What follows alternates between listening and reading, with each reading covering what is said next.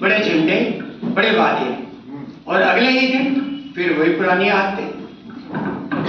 जब मैं सिविक्स पढ़ाता था तो बच्चे फंडामेंटल राइट्स रख लेते थे। तो बड़े हो गए तो मैं सोचता हूँ, क्या बड़े हो गए हम फंडामेंटल ड्यूटीज याद रखते हैं?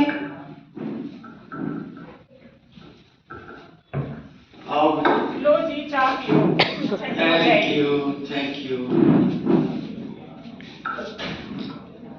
ये देखो, मेरे मोबाइल में 15-20 मैसेजेस पहले ही आ चुके हैं। अरे गुड मॉर्निंग मैसेजेस होंगे।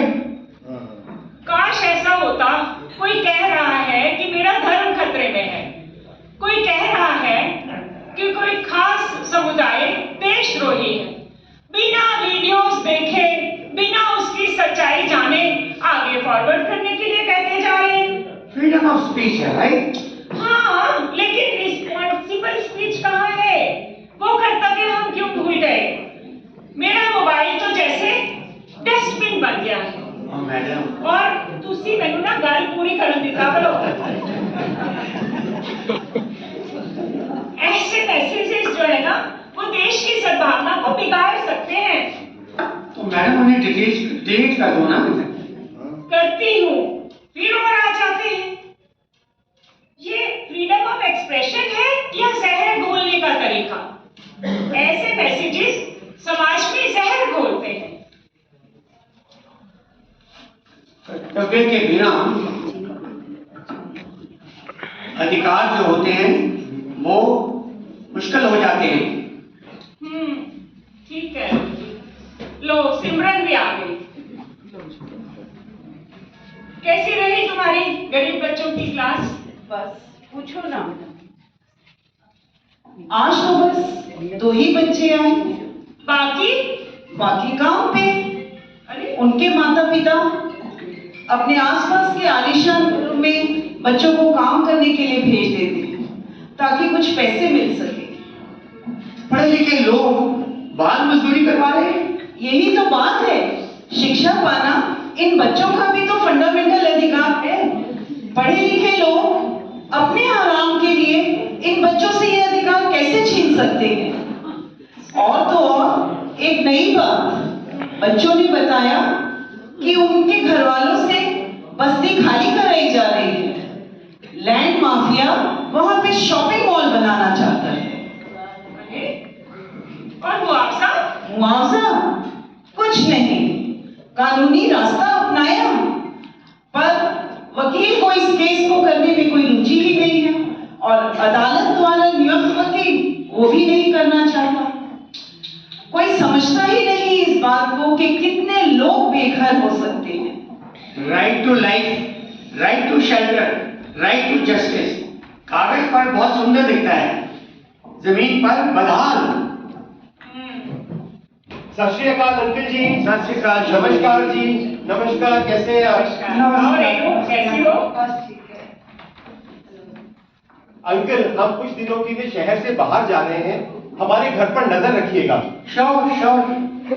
आंटी, मेरी माँ की देखभाल के लिए एक नर्स ढूंढने में मदद कीजिए। जरूर। लेकिन वो ऊंची जाति की होनी चाहिए। क्या? ऊंची जाति? इंसानियत के साथ जाति सर्टिफिकेट कब से जुड़ गया? अंकल, बस ये मेरा निजी मामला है। अरे समानता भी तो संविधान का पसंद है। वैसे कल इलेक्शन है, लेकिन लंबा वीकेंड भी तो है। यही तो मेरा कहना है। इलेक्शन छुट्टी का काम नहीं, कॉन्स्टिट्यूशनल ड्यूटी है। अरे अंकल, एक वोट से क्या फर्क पड़ जाएगा? हाँ, यही बात लाखों लोग करते हैं और फिर 5 साल सरकार को दोष देते हैं। रेणु, मैं कुछ कहूँ तुमसे, कड़वी तो लगेगी बात। जी आंटी, कहिए। ये अपने घर के बाहर कचरा फेंकना बंद करो। साफ सुथरे घर और गंदी सड़कें ये स्वच्छ राष्ट्र का निर्माण नहीं करते हैं।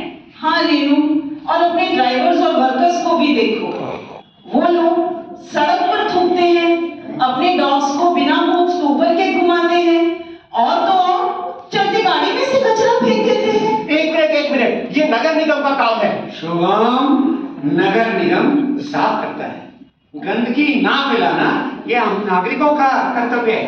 हाँ, हम पानी पर बात करते हैं, पटाखे फोड़ते हैं, प्लास्टिक का इस्तेमाल करते हैं और फिर प्रदूषण के लिए सरकार को जिम्मेदार ठहराते हैं। हम क्यूज तोड़ते हैं, ट्रैफिक रूल्स तोड़ते हैं और तो और अपने फायदे के लिए रिश्वत देते हैं और फिर भ्रष्टाचार के लिए रोकते हैं। दुर्घटनाओं में लोग मदद करने की बजाय वीडियो खींचते हैं, नारे लगाते हैं और जिम्मेदारी से भागते हैं। तो अब देश की हर गलती हमारी ही है क्या? नहीं नहीं रेनू, ऐसी बात नहीं है, लेकिन हर शुरुआत, हर सही शुरुआत हमसे ही होनी चाहिए ना। हम अधिकारों की बात बड़े जोर से करते हैं, बोलने का अधिकार, धर्म का अधिकार, सुविधा का अधिकार और कर्तव्य की बात धीमे से। To vote, to respect, to speak and to care. Uncle शायद आप ठीक ही कह रहे हैं, हम सुविधाओं के इतने आदी हो गए हैं कि शायद अपना ज़मीर भूल गए। मैंने कभी नहीं सोचा था कि जातिगत भेदभाव भी संविधान का उल्लंघन है। देशभक्ति नारों से नहीं होती, देशभक्ति आज के आचरण से होती है। कोई भी बदलाव संसद से शुरू नहीं होता, ये ऐसे ही हमारे अपने घरों से होता है। जब हम अपने फोन्स का जिम्मेदारी से इस्तेमाल करते हैं, जब हम अपने वोट ईमानदारी से डालते हैं, जब हम सड़कों को साफ रखते हैं। बदलाव शुरू होता है उन दिलों से जहां बराबरी बसती है। हमें संविधान सम्मान से जीने का अधिकार देता है और हमारा संविधान दूसरों को सम्मान से जीने देने का कर्तव्य भी सिखाता है। कोई भी महान राष्ट्र सिर्फ कानूनों से नहीं बनता, वह जिम्मेदार नागरिकों से बनता है। गणतंत्र दिवस की आप सबको हार्दिक शुभकामनाएं। मुक्त देश के मुक्त भाव से आज तिरंगा फहरा, फहरा, फहरा। आपका परिचय ये अब मैं आप सबका परिचय इस किट की स्टार कास्ट से कराना चाहता हूँ।